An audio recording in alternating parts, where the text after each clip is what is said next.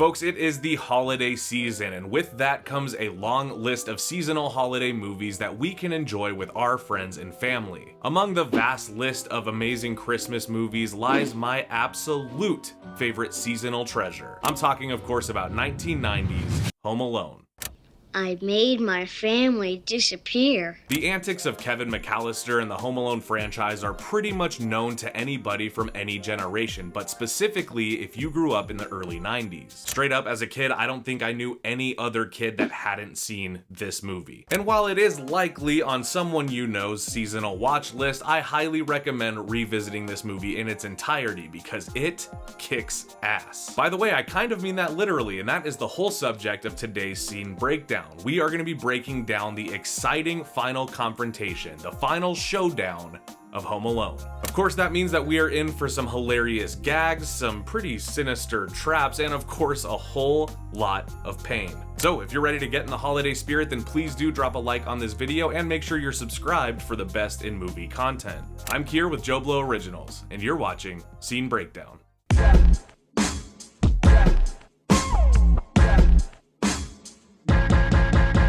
1990's Home Alone was directed famously by Christopher Columbus and written by John Hughes. It of course stars Macaulay Culkin as Kevin McCallister, a young boy who's been left home alone while his family is on a vacation to Paris. Left with no money, no resources, and two thieving fools scouring the neighborhood for things to steal, Kevin has no choice but to rig his house with a set of booby traps that is sure to ward off even the most determined of thieves. And for context to this scene, that is exactly where we're at. At this point, Kevin has been home by himself for like the whole week. Harry and Marv, the two villains of the piece, have been kind of casing the neighborhood looking for stuff that they can hit on Christmas Eve. And Kevin has decided to take matters into his own hands to protect his house and all of his family's cool shit. So as far as context, that is pretty much everything you need. So let's just get into the scene.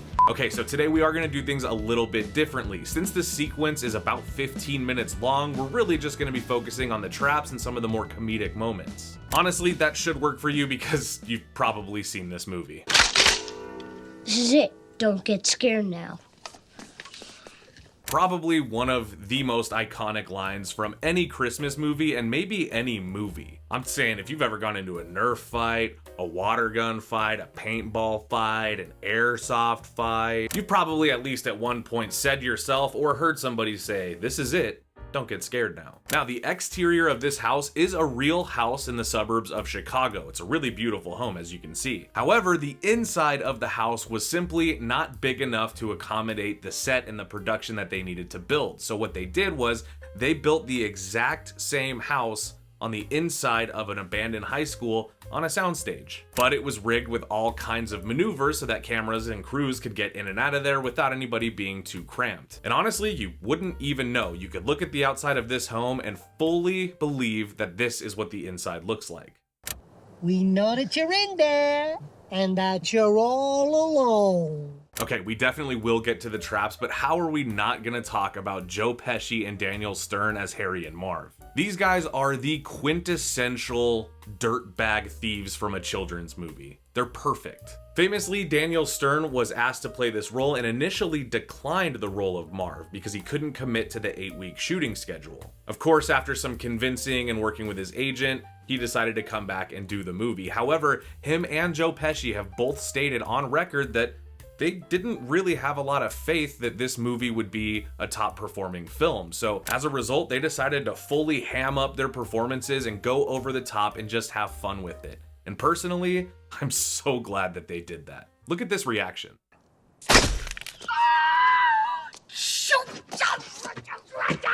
What? the gibberish that Harry is spouting the entire time is really, really funny, and it's halfway improvised. I guess Joe Pesci was used to swearing a lot more in his movies. Take, for example, something like Goodfellas. And since he couldn't swear here, it's a kid-friendly movie, he decided to just use gibberish words like fridge to kind of piece together what you could assume was profanity, and it is very funny to this day. I also kind of feel like that became like the universal sound that I make whenever I like stub my toe or something, you know? Hello. Definitely a strong start. Start by shooting one in the face with a BB gun. What happened? Get that little...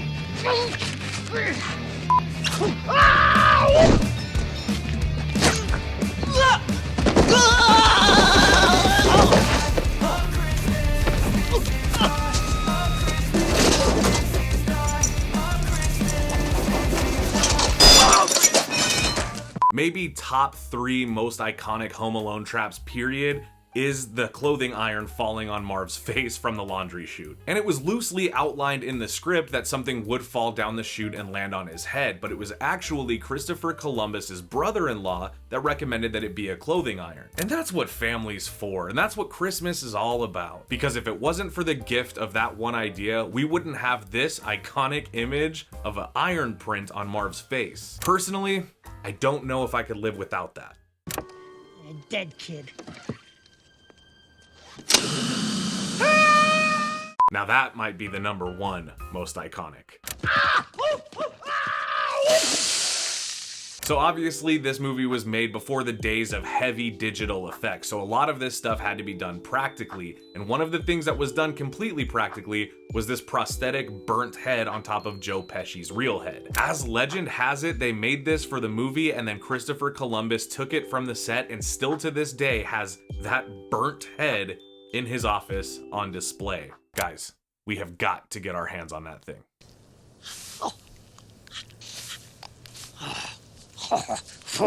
Also, all the snow that you see in this movie, and there's a lot of it in this scene specifically, that stuff is all made out of plastic wax. It's like a hybrid of plastic and wax. And it can get very expensive to make, and usually after they're done with it, productions will just throw them away. But in this case, Christopher Columbus and the crew behind the movie donated all of that snow to the Lyric Opera House in Chicago. So now they can use it for like stage productions and things of that variety. Does anybody know how long that stuff even lasts?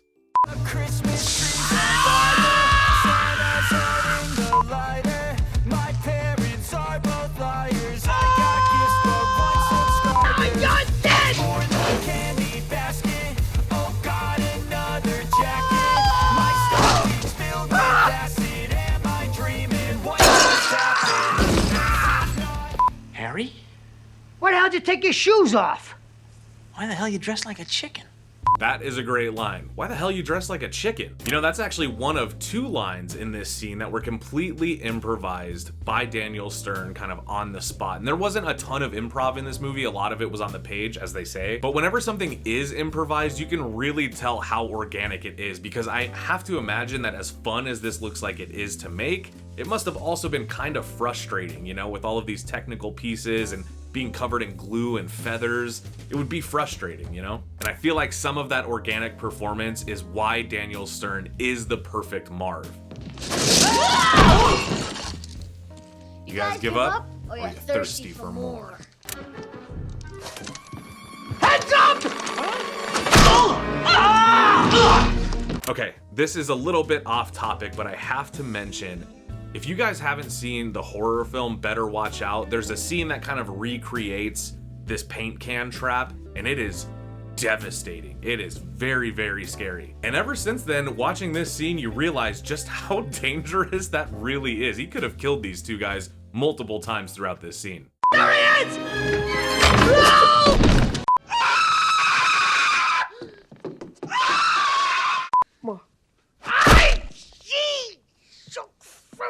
Can I get him?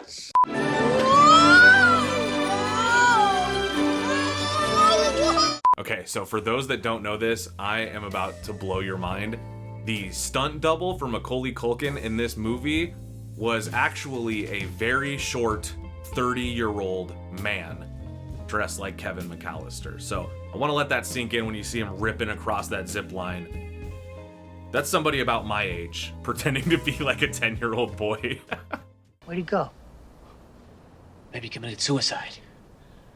You'll also notice that these traps are kind of like a derivative of a lot of Christopher Columbus's work. He wrote movies, of course, like Gremlins and The Goonies, Young Sherlock Holmes, I think. And all of those movies have little traps, little rigs and booby traps and bobs and things and moving parts. And I really love that that's kind of a Christopher Columbus stamp on a movie, you know? Antics. I love antics.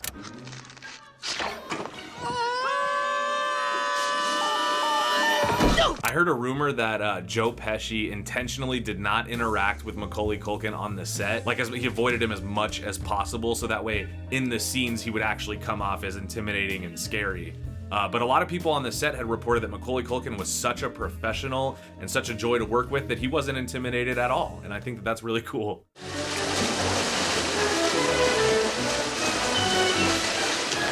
Also famously, any of the VFX that you see in this scene were done by Kevin Nordine, who, according to Christopher Columbus, did all of these effects by drawing them onto the film in his mother's basement. And only for a couple $100. Might be a small disappointment for Mr. Nordine, considering that this movie made like $477 million at the box office, which at the time landed it as the highest grossing comedy ever. Poor guy, but I gotta say, did a great job. Hiya, pal. We outsmarted you this time. Now, the way that they kind of button up this scene is also really good because it comes from Christopher Columbus's own personal fears. He's mentioned before that his biggest fear as a child was being left home alone and having his home invaded. I'll do exactly what he did to us. And I'll burn his head with a blowtorch. And smash his face with an iron! Now, this scene you can really tell. When this role was written, it was originally imagined that Robert De Niro would play Harry. And I think you really get that, like, specifically right there. It's very Goodfellas, very mafia. First thing I'm gonna do is bite off every one of these little fingers, one at a time. Boom, and then you got Old Man Marley. Now, this is really a beautiful moment because Kevin spent the entire movie being afraid of Old Man Marley, and then just before this, he has a very sweet and heartwarming interaction with him at church, and it adds like a character arc for Kevin. It kind of kicks off his fearlessness. And then in the end, Marley is there to save the day and help Kevin out. It's beautiful. It's absolutely beautiful.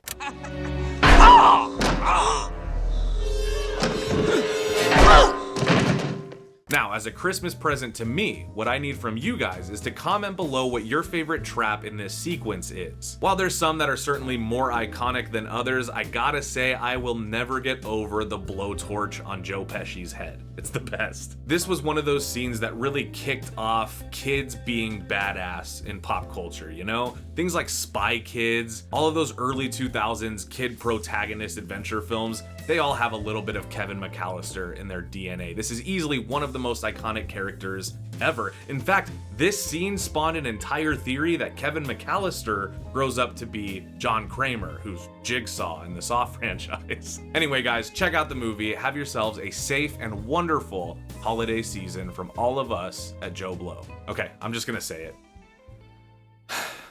Keep the change, you filthy animals.